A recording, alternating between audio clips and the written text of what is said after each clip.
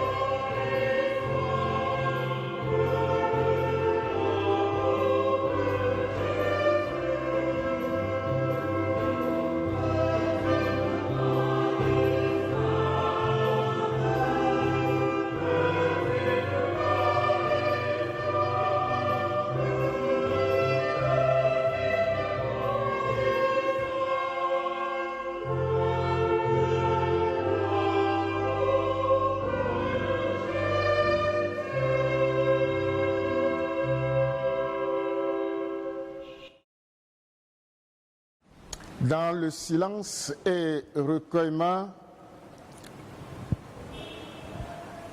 inclinons-nous pour la prière de confession de nos péchés. Seigneur Dieu, Père éternel et tout-puissant, nous reconnaissons et nous confessons devant ta sainte majesté que nous sommes de pauvres pécheurs. Aide-nous à prendre conscience des liens qui nous unissent. Seigneur, ne nous laisse pas fuir en nous-mêmes, nous fermer à l'autre. Aide-nous, Seigneur, à nous accueillir les uns les autres dans cette situation de confinement. Fais-nous sans cesse discerner ta volonté là où nous sommes, pour la situation que nous traversons. Rends-nous efficaces, Seigneur, pour établir ici et maintenant ton amour, ta paix, ta justice. Seigneur, fais-nous prendre conscience que dans notre cœur, tous les jours, nous créons des lois que nous mettons à la charge des autres. Aide-nous à nous soumettre à ton amour, cet amour exigeant qui retient le pied qui chancelle, ton amour exigeant qui affermit la voix sans force, qui fortifie le faible qui trébuche. Seigneur éternel, donne-nous de voir, de comprendre l'autre à travers des yeux de fer, des yeux de ton Fils souffrant à la croix, signe de ton amour qui pardonne. Seigneur, guide-nous en Jésus-Christ. Amen.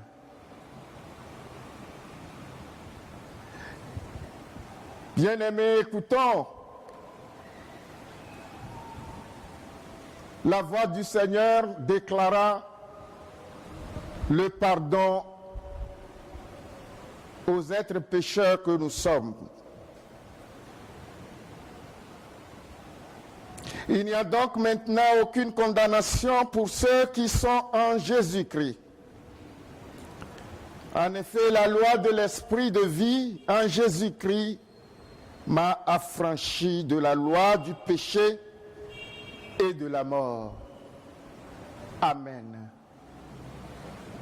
Et nous continuons avec le chant du cantique numéro 501. Dans gloire à Dieu, numéro 501.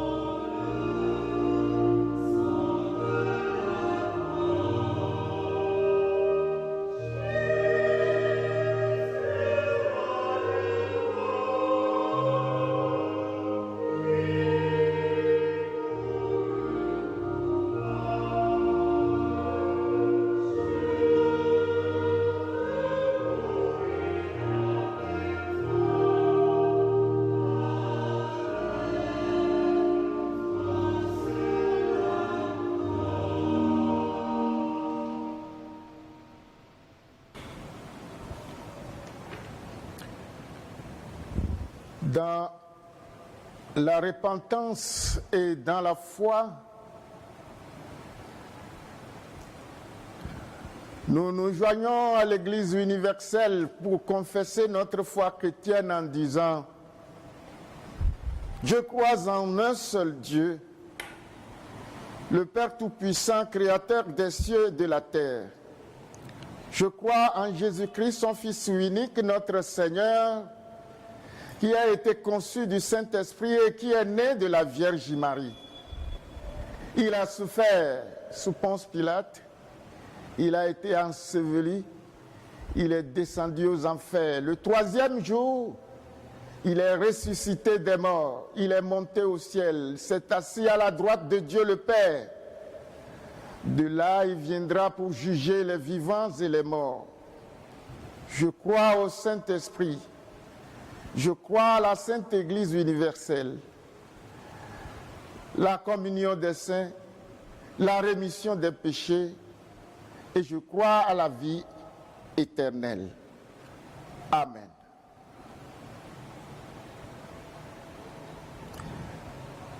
Nous passons maintenant à la lecture des textes bibliques de ce matin. Bien-aimés, écoutons avec attention les deux textes retenus pour ce matin. Nous trouvons le premier dans le livre des Actes, au chapitre 20, versets 16 à 24. Actes chapitre 20, versets 16 à 24. Et l'évangile selon Jean, au chapitre 12, versets 20 à 26. L'évangile selon Jean, chapitre 12, versets 20 à 26. Actes des Apôtres, chapitre 20, 16 à 24. Paul avait résolu de passer devant Éphèse sans s'y arrêter, afin de ne pas perdre de temps en Asie, car il se hâtait pour se trouver, si cela lui était possible, à Jérusalem le jour de la Pentecôte. Cependant, de Milet, Paul envoya chercher à Éphèse les anciens de l'Église. Lorsqu'ils furent arrivés vers lui, il leur dit: vous savez de quelle manière, depuis le premier jour où je suis entré en Asie, je me suis sans cesse conduit avec vous, servant le Seigneur en toute humilité avec l'âme et au milieu des épreuves que me suscitaient les embûches des Juifs. Vous savez que je n'ai rien caché de ce qui vous a été utile et que je n'ai pas craint de vous prêcher et de vous enseigner publiquement et dans les maisons, annonçant aux Juifs et aux Grecs la repentance envers Dieu et la foi en notre Seigneur Jésus-Christ. Et maintenant, voici, lié par l'Esprit, je vais à Jérusalem, ne sachant pas ce qui m'y arrivera. Seulement de ville en ville, l'Esprit Saint m'avertit que des liens et des tribulations m'attendent. Mais je le fais pour moi-même aucun cas de ma vie, comme si elle m'était précieuse, pourvu que j'accomplisse ma course avec joie et le ministère que j'ai reçu du Seigneur Jésus d'annoncer la bonne nouvelle de la grâce de Dieu. L'évangile selon Jean, chapitre 12, versets 20 à 26. Quelques Grecs du nombre de ceux qui étaient montés pour adorer pendant la fête s'adressèrent à Philippe de Bethsaïda en Galilée et lui dirent avec instance: Seigneur, nous voudrions voir Jésus. Philippe alla le dire à André, puis André à Philippe, et Philippe le dire à Jésus. Jésus leur répondit: l'heure est venue où le Fils de l'homme doit être glorifié. En vérité, je vous le dis, si le grain de blé qui est tombé en terre ne meurt, il reste seul. Mais s'il meurt, il porte beaucoup de fruits. Celui qui aime sa vie la perdra, et celui qui aime sa vie dans ce monde la conservera pour la vie éternelle. Si quelqu'un me sert, qu'il me suive. Et là où je suis, là aussi sera mon serviteur. Si quelqu'un me sert, le Père l'honorera. Amen. Amen. Nous continuons avec le cantique 257. Cantique 257. La gloire.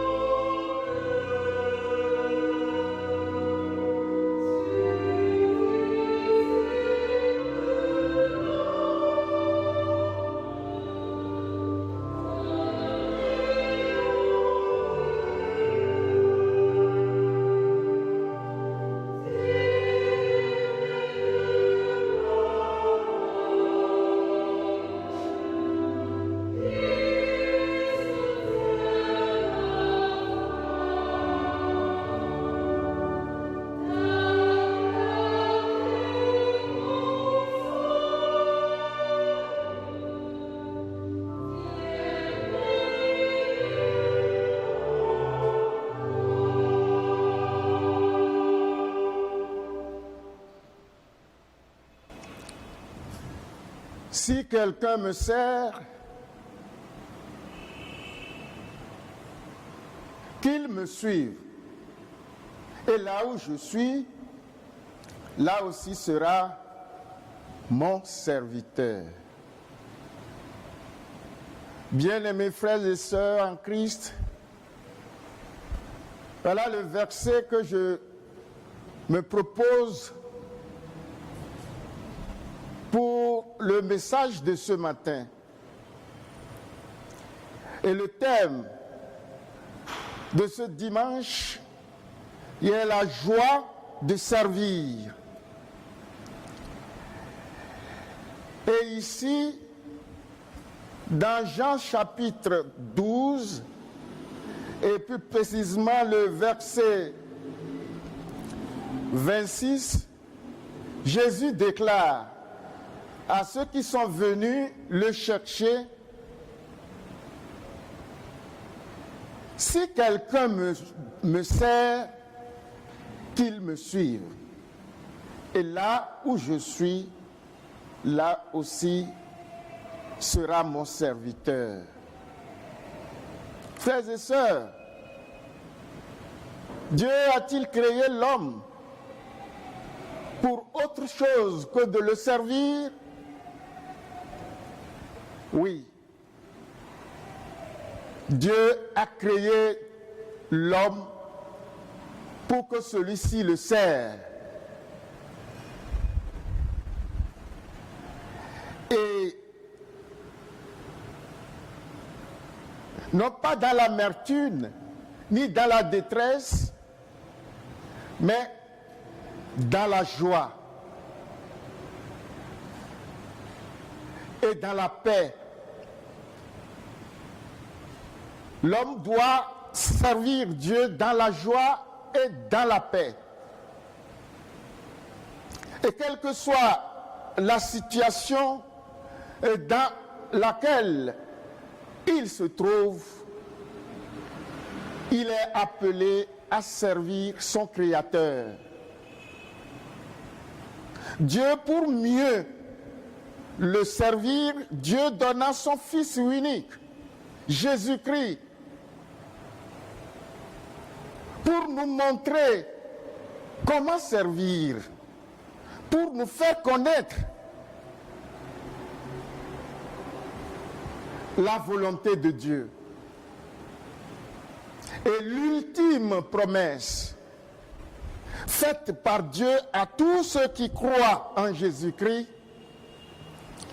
c'est la puissance de l'Esprit Saint sans laquelle nous ne pourrons jamais servir Dieu. Et l'ultime promesse a été réalisée puisque Dieu est fidèle. Il a promis à l'enlèvement de son Fils unique, il a promis envoyer la puissance du Saint-Esprit à ses serviteurs afin qu'ils puissent mieux servir Dieu. Et ici, Jésus déclare, « Si quelqu'un me sert, qu'il me suive. » Bien-aimés, nous sommes appelés à suivre Jésus, à suivre ses pas, à conduire les âmes vers le Seigneur Jésus-Christ. Et dans notre situation actuelle, où nous sommes obligés de nous confiner et de respecter certaines règles de distanciation les uns des autres, frères et sœurs, comment pouvons-nous servir le Seigneur en le suivant où? Partout, comme lui-même il a demandé à ses serviteurs. Nous sommes à l'heure de l'épreuve. Le Seigneur nous invite à le servir, quelle que soit dans la situation dans laquelle nous nous trouvons. nous devons servir avec joie. Comme les prédécesseurs, disciples, nous aussi, nous devons servir Dieu dans la joie et dans la fraternité. Que le Seigneur nous aide avec ce message. Que le Seigneur nous aide à obéir à sa voix afin de le servir nuit et jour.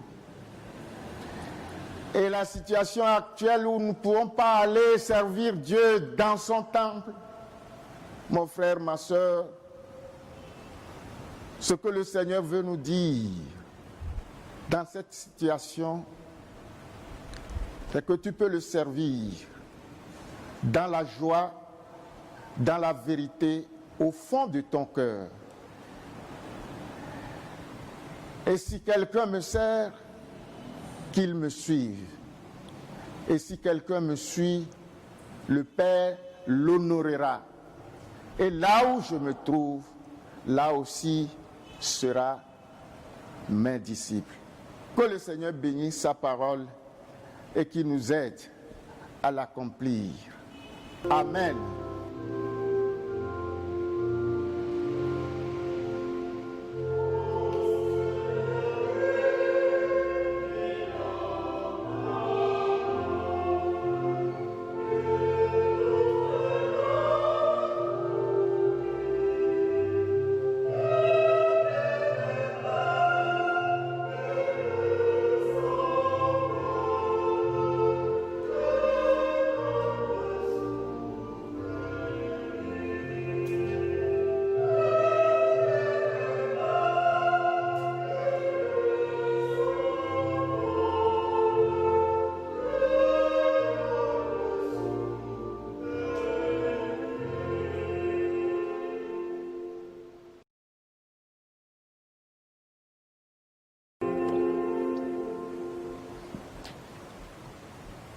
Nous allons prier et je vous invite à rentrer en vous-même dans un recueillement, nous souvenir de ceux qui souffrent en ce moment, ceux qui sont contaminés par coronavirus et toutes les autres maladies dont ils souffrent actuellement en quelque lieu que ce soit. Remettons leur sort entre les mains du Tout-Puissant. C'est lui qui est le grand guérisseur. Il a démontré à tout le monde entier ces dernières semaines. Prions le Seigneur.